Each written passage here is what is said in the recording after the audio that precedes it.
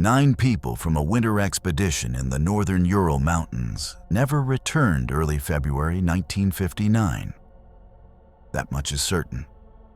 What followed was not a single location, not a single ending. They were later found in separate places, some near a damaged tent on the slope of Kholat Syakhl, others in a wooded area below it, and the rest under snow in a ravine further into the forest. The tent itself was discovered on February 26, 1959. By then, it was already damaged. It was empty. Supplies were still inside. There was no one there when it was found. Footprints led away from the tent, down the slope, toward the trees. 2 bodies were found near a tree at the forest edge, close to signs of a small fire. 3 more were found between that tree and the tent, positioned along a line that pointed back toward the campsite. 4 were found later, buried under snow in a ravine deeper in the woods. The original investigation attributed 6 of the deaths to hypothermia. 3 were attributed to physical trauma, including severe injuries to the skull and chest. Those outcomes have never changed. What has never been directly observed is how the night moved from a routine camp on a mountainside to that final arrangement of places and injuries. No one saw that transition happen. It can't be replayed. The expedition itself was not unusual for its time. It was organized by students and graduates connected to the Ural Polytechnical Institute in Sverdlovsk, now known as Yekaterinburg. This was the same institution many serious hikers and engineers passed through. Trips like this came out of that environment regularly. The planned route carried a Category 3 rating, the highest difficulty classification used in that system at the time. It marked the hike as demanding. It also marked it as something the group was qualified to attempt. For experienced hikers, a route like this was challenging but familiar. It did not stand apart as reckless or experimental. The group set out in late January 1959, moving through established settlements along the way. They followed known paths. They used the same staging points others had used before.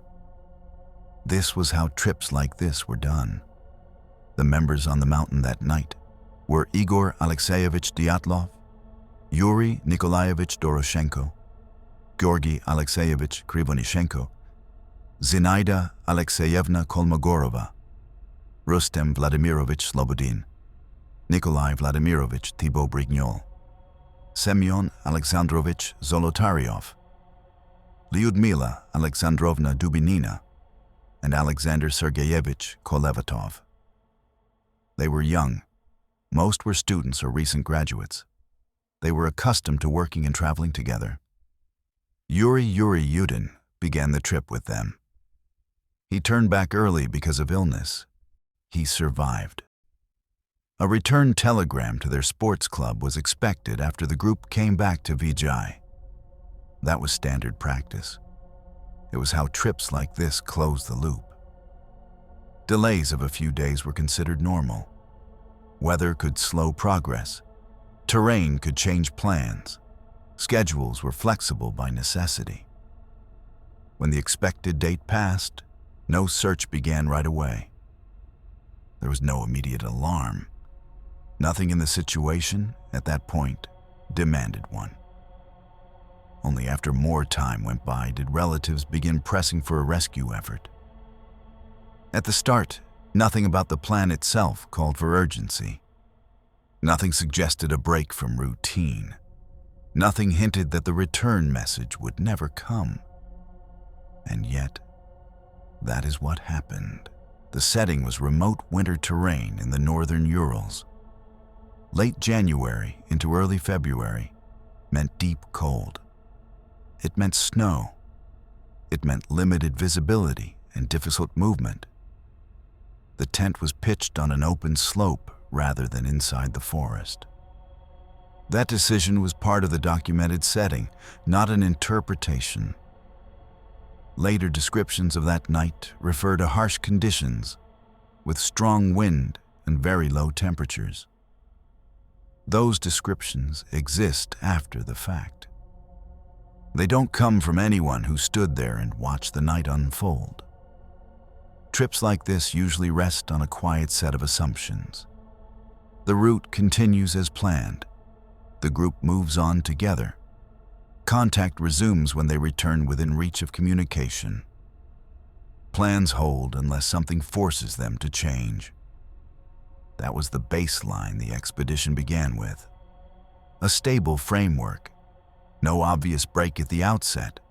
No signal at the beginning that anything would fail to return. The last dated diary entries are from February 1st, 1959. That day, the tent was set up on the slope of Kholat Syakhl while there was still daylight. The group ate an evening meal before the night began.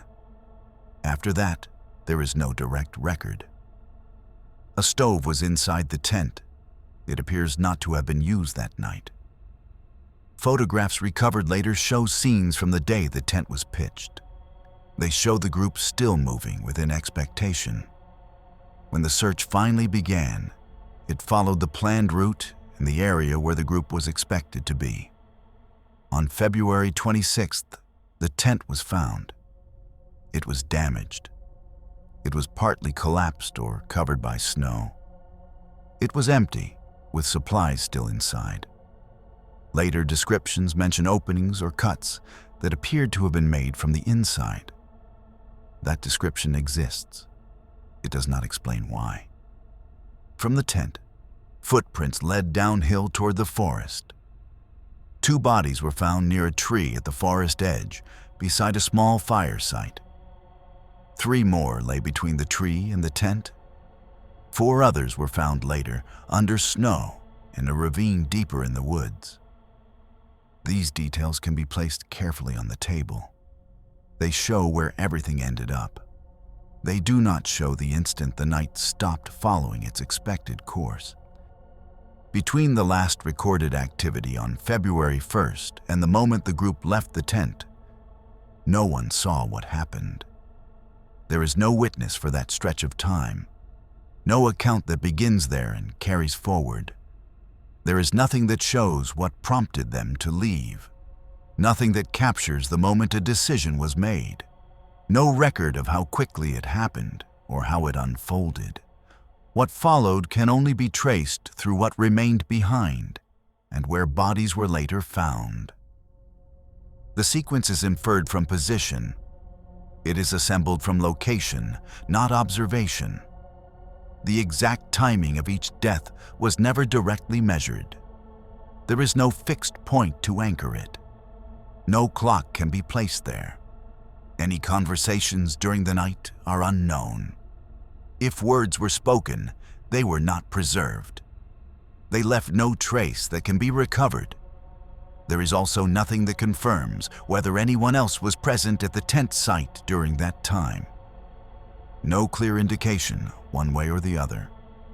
No definitive sign of presence or absence. Before any search reached the area, the group was already overdue. Time had already moved on without contact. That delay exists before the first footprint was ever seen. And the most important stretch of the entire event is still the one that cannot be seen. It remains unfilled. It has never been replaced with observation. It stays that way. At the tent, footwear belonging to several members was found there rather than on the bodies. Cameras and diaries were taken from the tent by searchers. The tent itself stood empty, with supplies left behind. Footprints led away from it toward the forest. Near the tree line, there was a small fire site where 2 bodies were found. The original investigation said 6 people died from hypothermia. 3 were said to have died from traumatic injuries to the skull and chest. 1 person had major skull damage.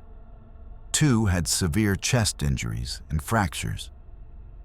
Some of the bodies found later were described as missing soft tissue, including eyes and tongue.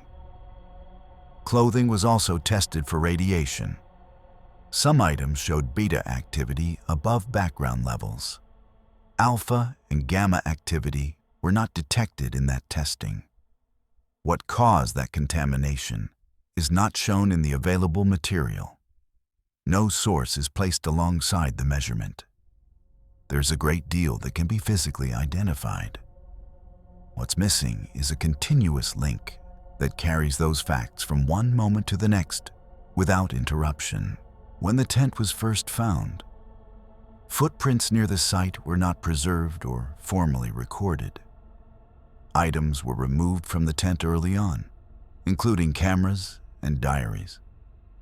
The scene passed through many hands. Students were involved. Officials were involved. Later, additional participants entered the area. Later reporting notes that parts of the case file were restricted for a time. These points do not explain what happened. They describe the conditions under which the earliest traces were handled. What was seen and gathered in that first window matters. And that same window came with limits that cannot be undone later. Those limits remain part of the case's structure. A legal inquest began after the bodies were recovered. In 1959, the investigation concluded that no criminal responsibility was involved. The closing language described death caused by an unknown or compelling natural force. It did not name a mechanism. That phrasing did not end the discussion. One disagreement centers on what that phrase was meant to describe. In one version, it remains undefined. In another, from a later official review, it is labeled as an avalanche. There is also disagreement over the source of the blunt force injuries. One account notes the injuries without tying them to a specific event. Another proposes that a slab avalanche could produce damage like this under certain conditions.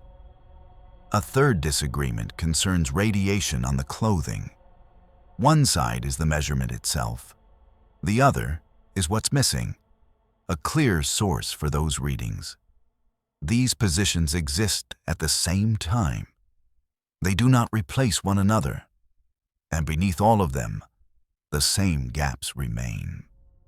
Over the years, the case files became accessible through archival releases, including a compiled publication associated with the Dyatlov Pass Foundation. Russian authorities later carried out a public review in 2019 and 2020. In 2021, a peer-reviewed study proposed a slab avalanche model that matched some of the known observations.